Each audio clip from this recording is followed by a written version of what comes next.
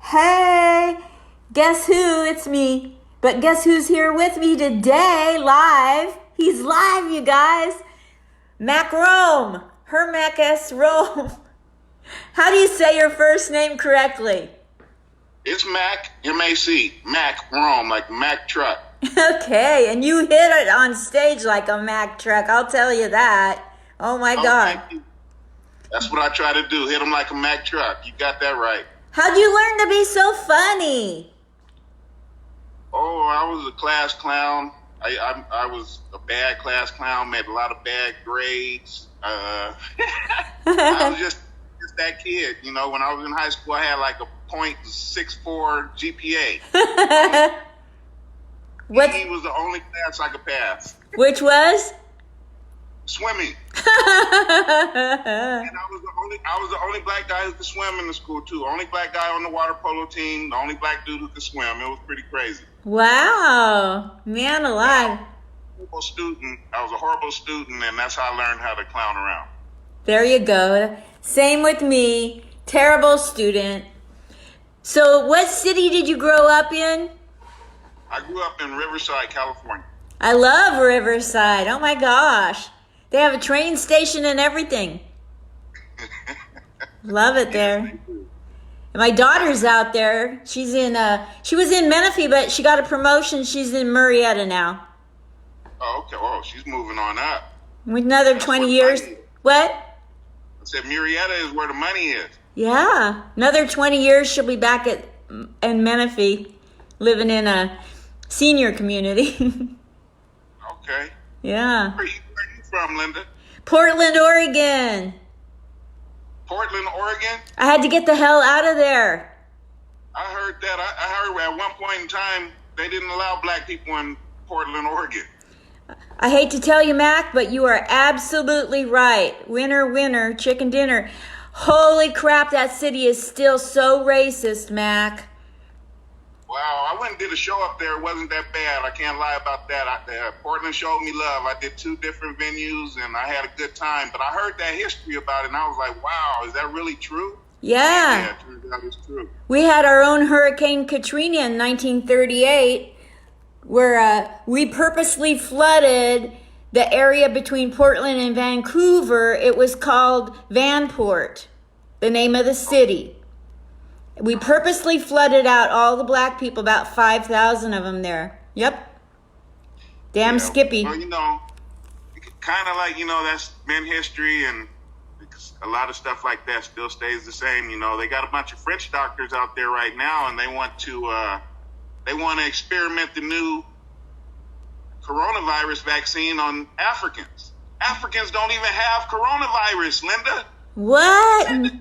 Why do they want to test it on the Africans? But, they used to do that with the Tuskegee experiments. They used to experiment with syphilis on black men. So it's a continuation of racism. I'm not saying that all white people are racist or anything like that, but right. I noticed some stuff that's always been happening and is still happening today. Always.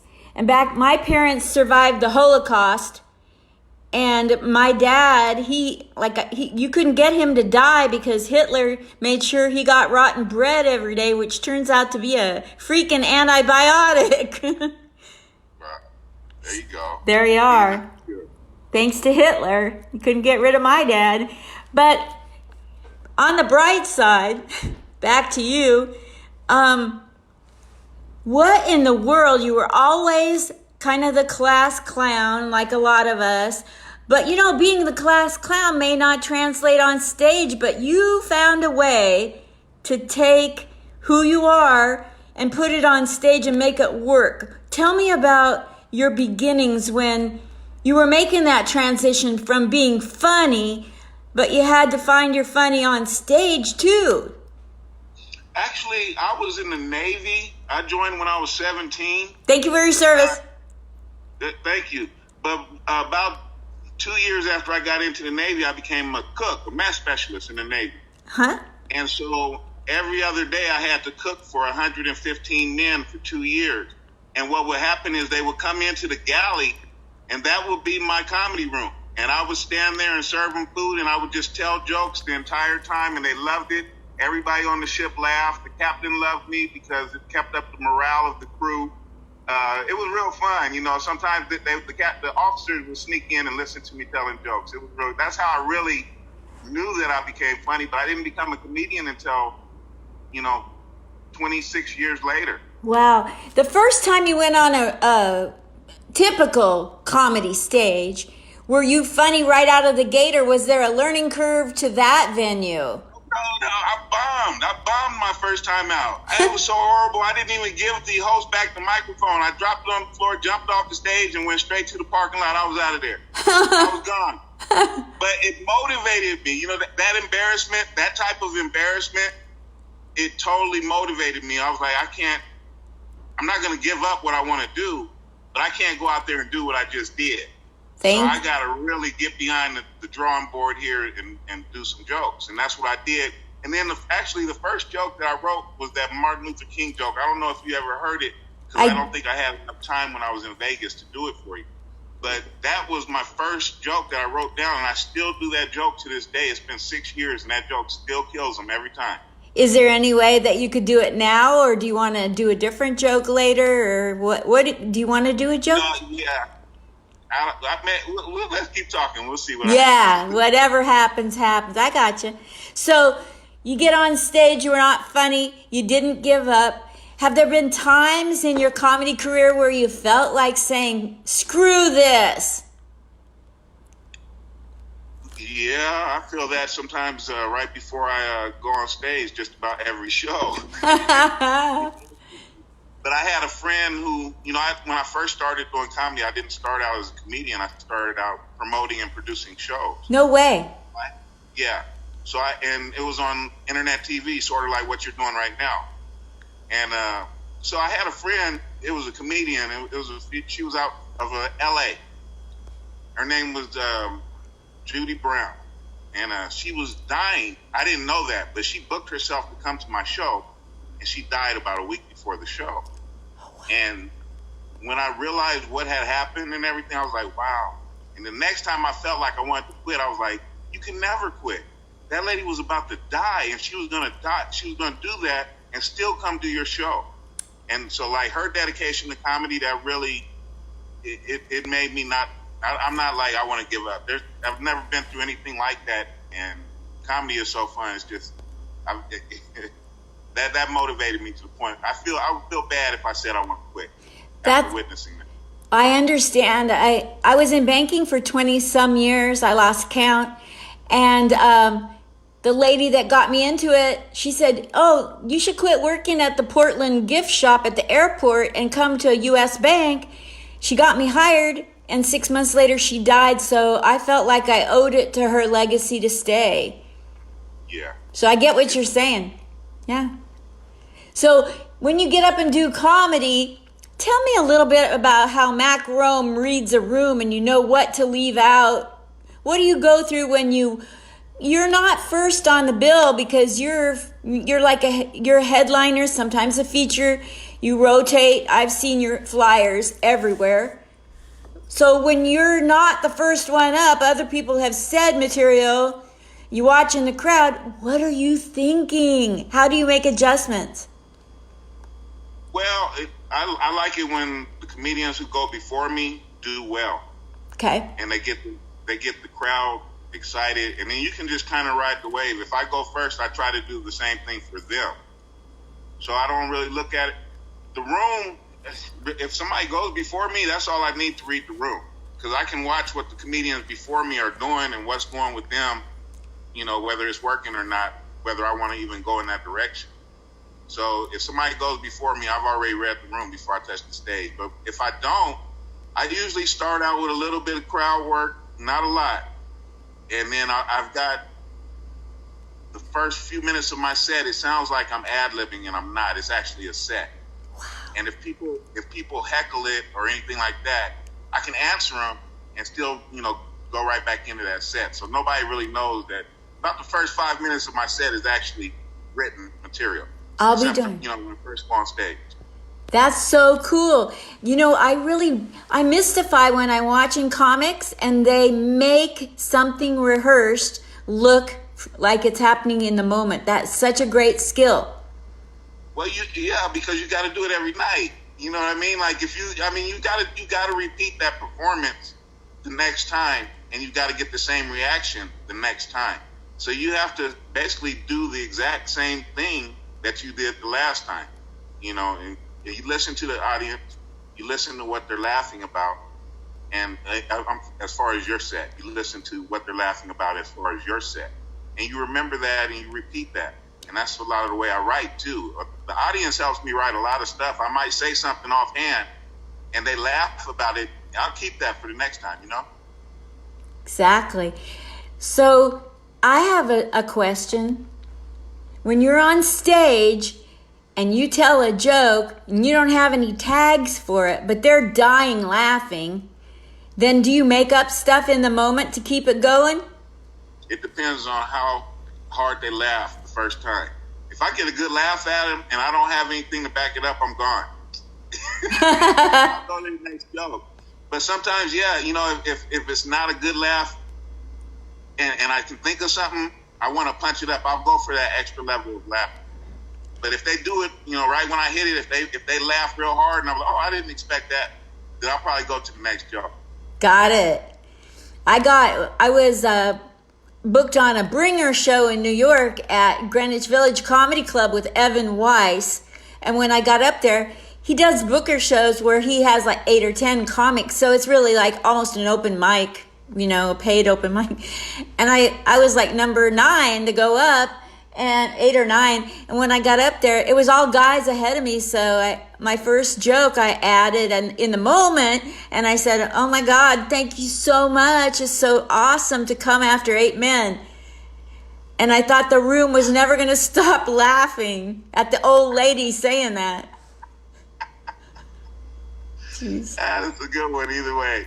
Yeah, and they laughed so hard. I said, well, that's about my time. Good night. Screw it. What else could be as funny as that? I'm out of here. But I kept going. Nothing was as funny as that. It's like, you know, like I never thought I'd have an opening joke that I couldn't follow up with something funny, but that was a horrible experience. What would you do in that case? You know what I've done is I have jokes that are set aside just for that. They're jokes that I can easily remember, because usually when that happens to you, you're shocked. You know, you just, oh man, I'm fucking up. You know what I mean? Yes. And so I have basically fuck up jokes that I can turn to, that basically when I'm fucking up, I know this joke is going to get a laugh. You know what I mean? Yeah. And so I'll just immediately go into that joke. Wow. You never know. Everybody bombs sometimes, you know what I mean? Yeah, yeah. That's the beginning of a bomb. Exactly. What's the funniest thing a heckler ever said? Because sometimes they're just comics waiting to start doing comedy. They can be funny. Yeah, I don't really get too many hecklers. I use my voice to kind of, you know, intimidate people while I'm on stage. So I don't get that many hecklers. So I never had a heckler really say something funny during my set. I had a guy get arrested while I was on stage, and that was funny as fuck. But I never had nobody say that. You know, people usually don't interrupt me while I'm on stage. I certainly wouldn't want to, because it's too interesting to listen to you and so funny. But so what did you do when there's a great big white elephant in the room of somebody being frisked and arrested while you're doing? Yeah, well, I didn't. That's what was the bad part about it. I didn't see the police officer walk in the room. I don't know if he walked in right as I got on stage or what. So, you know, I'm doing a regular set. And as I'm doing the set, nobody's really reacting right. So I'm like, oh my God, I'm bombing. Like, this is horrible. What's going on? And then the police officer walks out with this guy in handcuffs. And I'm like, oh, what the fuck? I was like, this is why everybody, you know, I started making jokes about it. Is this why you got quiet and shit? Like, okay, I get it. Police, you know, make black people's assholes tighten up like fish mouth. You know what I'm saying? So that's what it was. So you've had a lot of people in your career love your comedy because you're getting booked everywhere. And so, like, would you like to give a shout out to anybody who's actually been a part of helping your career?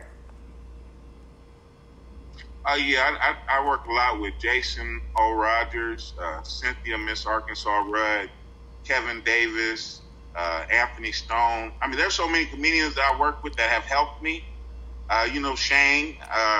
I've known Shane for 20 years before I ever became a comedian. Me and him are just friends. And he's, when I started doing comedy, he's been giving me advice.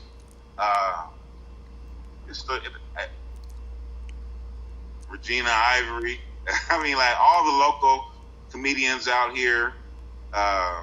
Rick Rome, Brett As Is. Everybody in the empire. We work real good together. Awesome.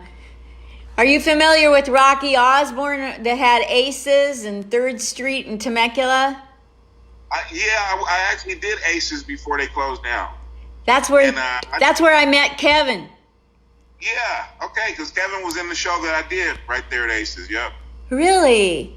I might have met you back. I might have met you back at Aces. Maybe, I don't know. Yeah, that was a fun place. Yeah. So how long have you been doing comedy? I've been doing comedy for 6 years now. Same with me. Did you go to Aces way back then? I was doing a show for Kevin at Aces, so that was about a year after I started doing comedy. Okay. Yeah. Awesome. So where is the city that you enjoyed so much that you'd like to tell people that's a dope comedy area? Well, I like New York. I like Levity Live New York.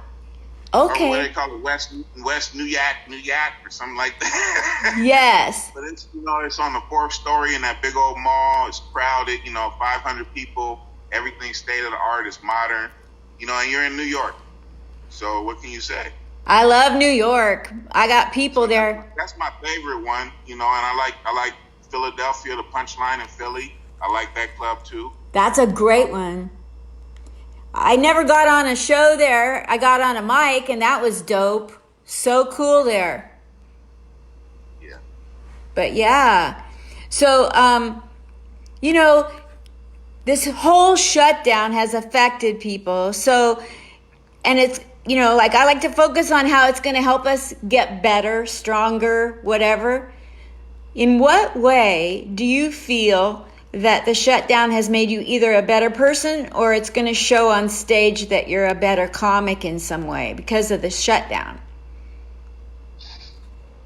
I just got jokes for the shutdown. I don't know if it's going to make me a better anything. Hopefully I'll be alive when this shit is over with. Yeah. But I learned how to make a mask out of a bra during this little ordeal. And, all I want to say is everybody make sure that the bra is clean when you use it for a mask. You don't want to put no funky titty mask on your face, because that's what happened to me. It smell like armpits and titty.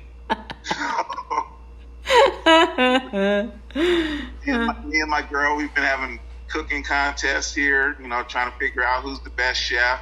So, we're having a lot of fun during this little coronavirus thing too. It's not all bad. A lot of people like to get all depressed and shit, but pick up something, do something around the house, and make it happen. I built a fence in the last 3 weeks.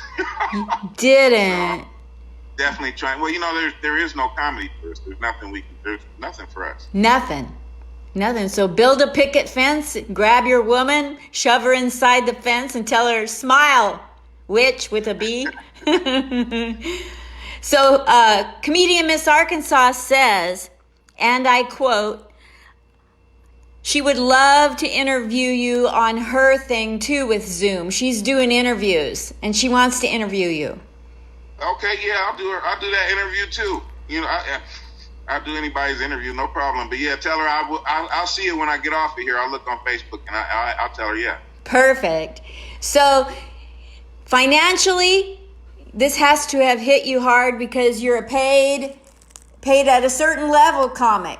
So are you accepting donations, or are you doing any comedy shows online for that they can jump on to donate? No. Actually, I never really depended on comedy for my source of income. Even, and I went homeless doing that a couple times. Exactly. But you learn you get paid a lot sometimes. And then sometimes you don't get paid anything. You know, it might be, depending on what you're willing to work for. You know, sometimes you just want to get out and work some material out. You might not get anything but $25 and a drink or, you know, some wings or shit like that. Yes. And other shows might pay you $1,000. But those shows it's up and down the whole time. And you realize that after a couple of years, you're like, okay, I have to have a steady income that doesn't have anything to do with comedy, because there's some things that I'm going to do in comedy that are just investments in myself. You know, somebody may call me and be like, hey, Mac Rome, we want you to do a show in Florida. You know, we'll pay you when we get here, but we can't pay for your airplane ticket. Well, I'm going to take that show, and I'm going to look at that as an investment inside me. You know what I mean? So a lot of times with comedy, if you're dependent on comedy for your only source of income, that's a lot of the ways that you turn into these bringer promoters and shit, where they bring the comedians, they get all the comedians to promote the show and bring all these people, and then that motherfucker walks away with all the money and doesn't even pay the comedian because he needs that money so bad. He's only dependent on comedy to pay his bills, and you can't be like that. You have to have a different source of income, or it's going to really tear you up. Yes. So that's my take on it. I never depended on comedy for income. I learned that my first 2 years. Now you seem like the kind of guy that isn't just in it for yourself, that you bring other people along with you and they become your people, you help them along, you reach back. Is that correct? You seem like that type. Well, I support people who support what I do, and if they come on my show and I go on their show, then we're family. Let's go. We do this, and we network like that. And I move. I move with a few people like that, and there's other people who take advantage of that. And yes. You got to be careful with those people too. I just explain how the bringers do it, but there's other people, and there's different ways people can, get you to do things that you wouldn't necessarily do for free. Yes. So, I like to work with certain people because I can trust those people more than others too. You know what I mean? Have you, in the number of years that you've been doing comedy, you've probably been taken to the cleaners a few times. And I know you're a positive guy. You probably don't want to speak of the negative, but how do you, just for the younger comics here that'll listen, how do you know when someone's talking out their backside and they're what's a red flag that someone's going to rip you off? Well, if they contact you about a show and they're not talking about money when they contact you, and they're waiting for you to bring up the money or whatever, that's the number one red flag right there. Cool. Because you should be able to discuss money in the first conversation. Okay, you want something to happen, how much are you willing to pay, and this is what I normally charge. Can we talk about that? Because what happens a lot of times, if you don't do that, if you don't have a specific conversation about money, and let's say somebody books you, and you just assume they're going to pay you, when you get to the show, after you get off stage, they're going to say, I never talked to you about money. We didn't talk about money. What are you talking about? Exactly. It's totally up to you to get that commitment and try to get the money up front. Get a deposit, if you can, because a lot of times I've always paid people whether the show was successful or not. I like to have the money for the comedians in my pocket before the show starts, but everybody's not like that.